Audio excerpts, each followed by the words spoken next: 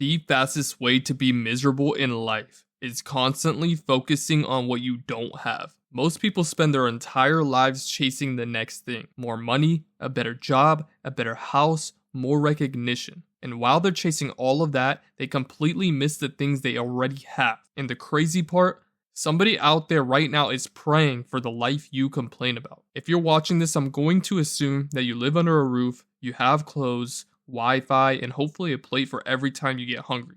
But actually, sometimes this goes over our heads. I know it goes over mine.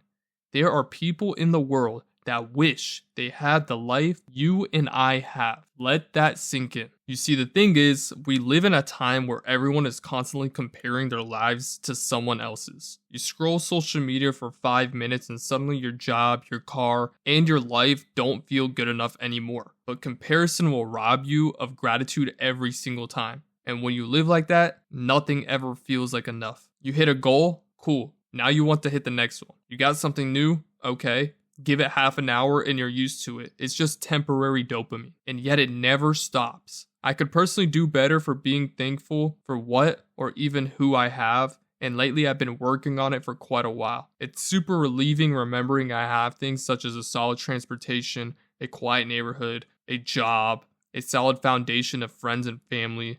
None of this is super high class luxury like you see on social media. They show us Lambos and mansions with a bunch of supermodels, but they don't talk about the true luxury of a loving family and trustworthy friends that are with you no matter what happens. This starts to kind of get into my last video about your inner circle, so feel free to watch that after this video ends. Think about this for a second. The fact that you woke up today, you can walk, breathe, think, and move freely. We can have all the problems in the world, but the second we have a major health problem, all of a sudden we are down to one single problem. These things alone put us ahead of millions of people. Clean water, food whenever we're hungry, a phone in your hand watching a video, and obviously not having to deal with health. Things as we treat as normal are luxuries in a lot of places. If we compare our lives now versus 100 years ago, we live like kings. Nobody used to have hot showers. We don't have to hunt for our food.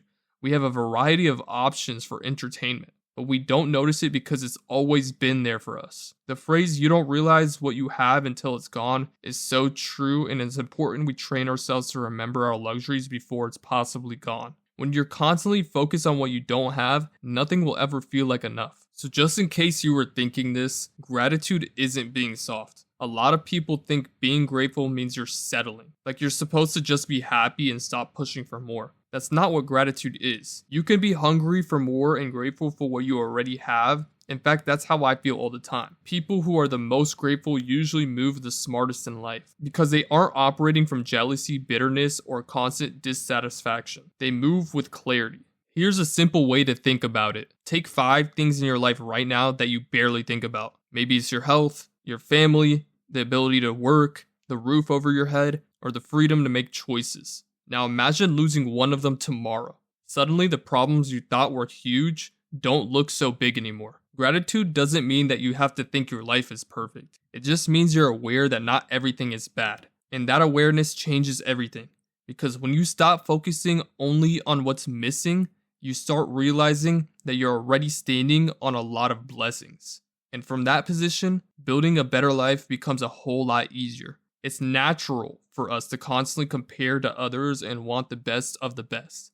The truth is, there's always going to be better. That's the issue. Don't get trapped in the chasing mindset that never ends when new and improved houses, women, friends are all always being produced faster than we can comprehend. Learn how to humble and appreciate what you have. Our happiness level can be solved with a simple equation.